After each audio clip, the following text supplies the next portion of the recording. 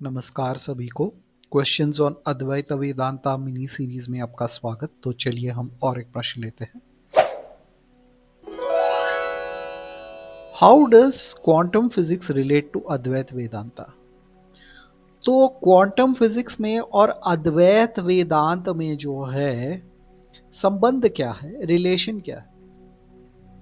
तो यहाँ पर मैं कहना चाहूँगा कि क्वांटम फिजिक्स जो है वो पूरा का पूरा अलग है, अद्वैत वेदांत जो है वो पूरा का पूरा अलग है।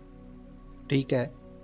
तो हम ये नहीं कह सकते कि क्वांटम फिजिक्स जो है अद्वैत अद्वैत का निरूपण कर देता है, अद्वैत को प्रूव कर देता है, ऐसा कुछ नहीं। पॉइंट यहाँ पर ये है कि जब क्वांटम साइंटिस्ट जो है क्वांटम फिजिक्स को पढ़ रहे थे, तो उनको समझ में नहीं आ रहा था कि ये क्वांटम पार्टिकल जो है इसको हम मतलब ये जो सॉलिड पार्टिकल्स जो है, मतलब जो सॉलिड हमें दिख रहा है उसके साथ हम रिलेट कैसे करें, उनको समझ में नहीं आ रहा था। तो तब उन्होंने क्या किया था, उन्होंने अद्वैत वेदांत पढ़ा था। ठीक है। तो वो सही वाला पढ़ा था कि नहीं वो पता नहीं है, लेकिन जब उन्होंने पढ़ा था तो माया के कंसेप्ट से वो क्वांटम पार्टिकल्स को और नॉर्मल पार्टिकल्स को रिलेट कर पाए। और माया के कंसेप्ट से उन्होंने ये रिलेट किया कि हाँ, तो ये फ्लिप जो होता है हम इसको बता नहीं सकते, हम ये कह सकते हैं कि ये जो सारा का सारा जो हमें हार्ड मैटर दिख रहा है, it is an appearance of the quantum particles, कह के उन्होंने कंक्लूजन निकाला। तो इस तरह से अद्वैत वेदांत जो है क्वांटम फिजिक्स के साथ रिलेट करता है, ना कि क्वांटम फिजिक्स जो है अद्वैत को प्रूव नहीं करता है। लेकिन अद्वैत का कंसेप्ट जो है क्वांटम फिजिक्स को समझाने में मदद करता है। तो ये है अद्वैत वेदांत और क्वांटम फिजिक्स में रिलेशन। हाँ, संबंध। दूसरा संबंध ये है कि ये जो क्वांटम फिजिक्स में ऑब्जर्वर इफेक्ट कह के माना गया है।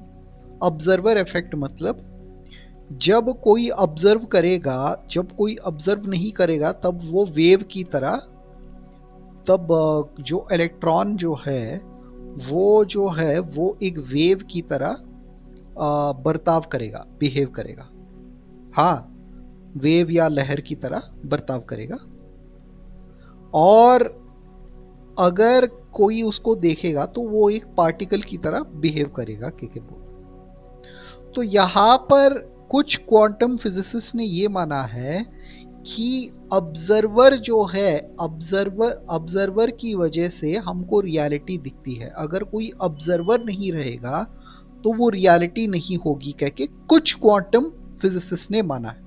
सारे के सारे क्वांटम फिजिसिस्ट इसको नहीं मानते। ठीक है।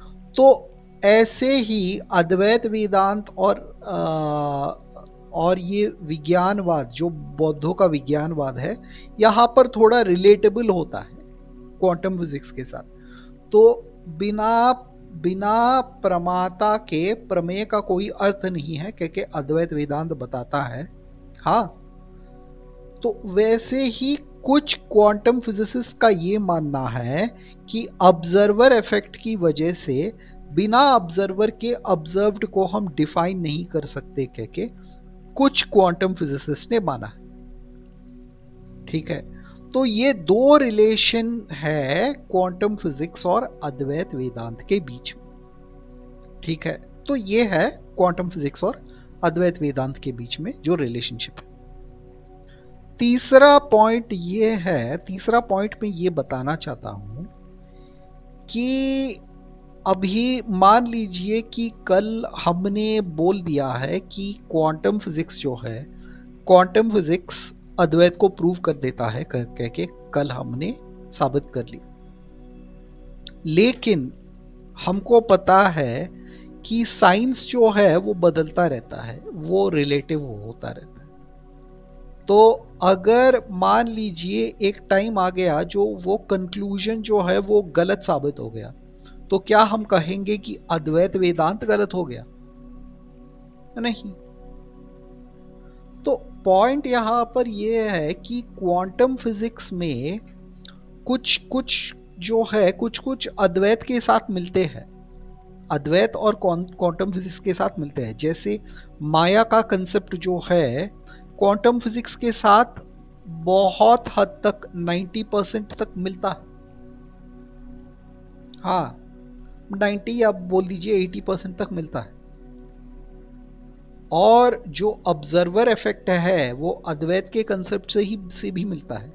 हालांकि मैं फिर से दोहराना चाहूंगा कि ऑब्जर्वर इफेक्ट जो है सारे क्वांटम फिजिसिस्ट नहीं मानते। ठीक है, ऑब्जर्वर इफेक्ट सारे क्वांटम फिजिसिस्ट नहीं मानते। तो इसलिए ये जो रिलेशनशिप है, ये जो संबंध है क्वांटम फिजिक्स और अद्वैत वेदांत के बीच में, ये वास्तव में संबंध है। और क्वांटम फिजिसिस्ट ने अद्वैत वेदांत की तारीफ इसलिए की, माया के कंसेप्ट को लेकर इन्होंने इसलिए तारीफ की है क्योंकि जो क्वांटम के ऊपर वो परिशोधन कर रहे हैं, जो स्टडी कर रहे हैं, उसको ये माया का कंसेप्ट ठीक से समझा पा रहा है, इसलिए उन्होंने अद्वैत वेदांत की तारीफ की है। तो ये था प्रश्न का समाधान। और एक प्रश्न से मिलते हैं, तब तक के लिए अलविदा।